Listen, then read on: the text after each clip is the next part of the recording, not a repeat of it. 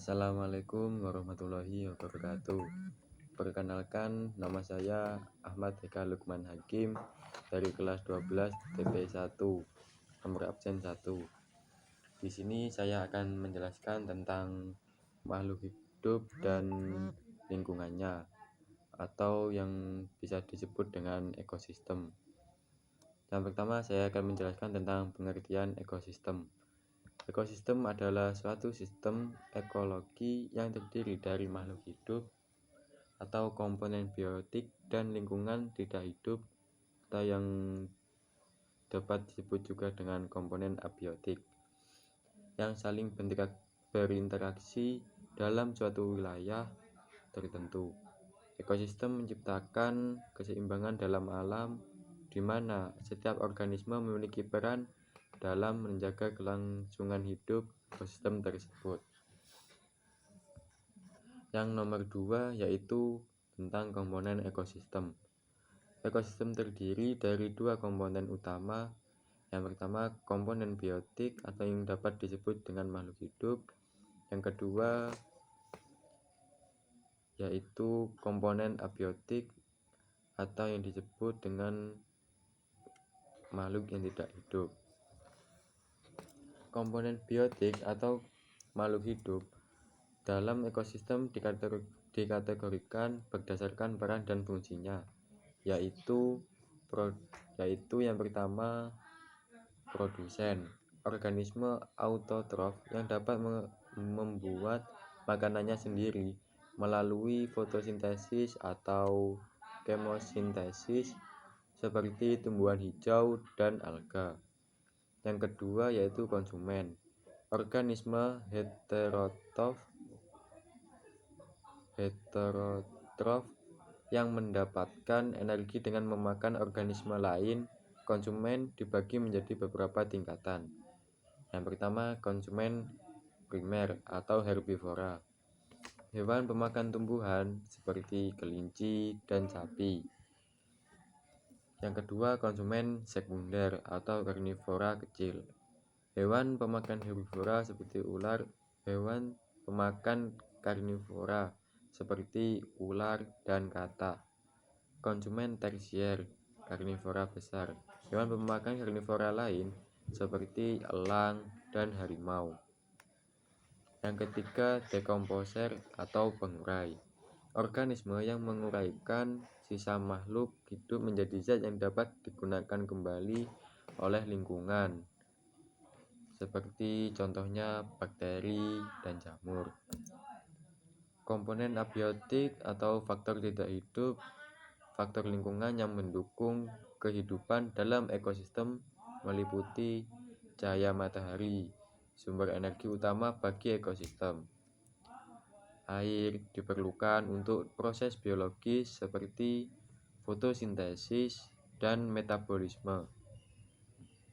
Dan ada lagi udara, yaitu mengandung oksigen untuk respirasi dan karbon dioksida untuk fotosintesis. Ada lagi yaitu tanah. Tanah menyediakan nutrisi bagi tumbuhan dan tempat hidup bagi banyak organisme.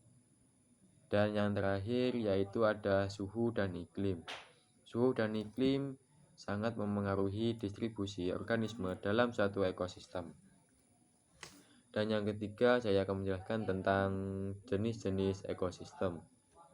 Ekosistem sendiri dapat dikategorikan berdasarkan lokasinya.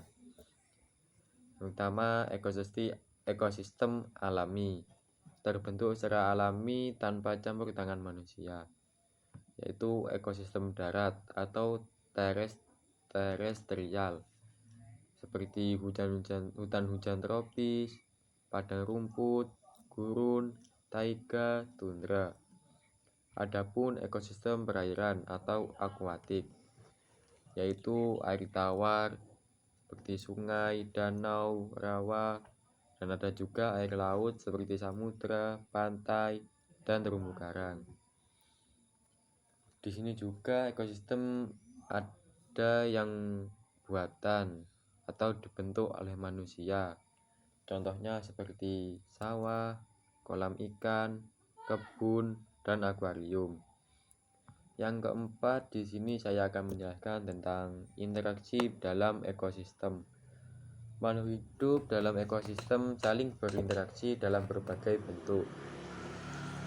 Rantai makanan pun perpindahan energi dalam ekosistem melalui urutan organisme yang saling memangsa, misalnya seperti tanaman rumput dimakan oleh belalang, lalu belalang dimakan oleh katak. Setelah itu katak dimakan oleh ular, dan ular dimangsa oleh elang. Jaring-jaring makanan, kumpulan rantai makanan yang saling berhubungan dalam suatu ekosistem. Piramida ekologi. Piramida ekologi yaitu representasi grafis dari struktur trofik dalam suatu ekosistem yang mencakup piramida jumlah, yaitu jumlah individu di setiap tingkat trofik. Adapun piramida biomasa, jumlah total materi hidup di setiap tingkat trofik. Ada lagi piramida energi. Piramida energi yaitu jumlah aliran energi dalam rantai makanan. Di sini juga saya akan menjelaskan tentang siklus biogeokimia, yaitu pergerakan unsur-unsur penting di dalam ekosistem seperti siklus air, siklus karbon, siklus nitrogen, dan siklus fosfor. Dan yang kelima, saya akan menjelaskan pentingnya menjaga ekosistem.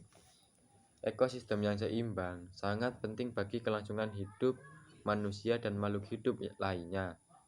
Jika ekosistem rusak, maka berbagai masalah lingkungan dapat terjadi, seperti perubahan iklim, kepunuhan spesies, dan bencana alam.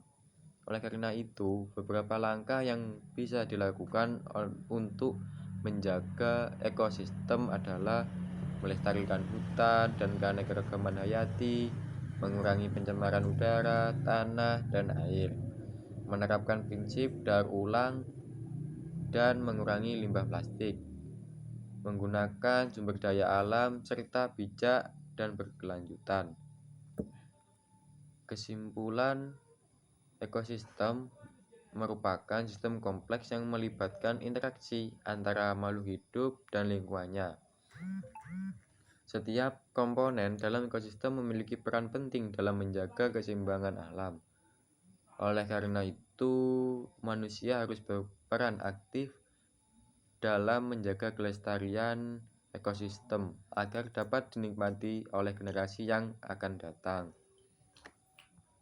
Cukup sekian penjelasan saya tentang ekosistem. Saya akhiri. Assalamualaikum warahmatullahi wabarakatuh.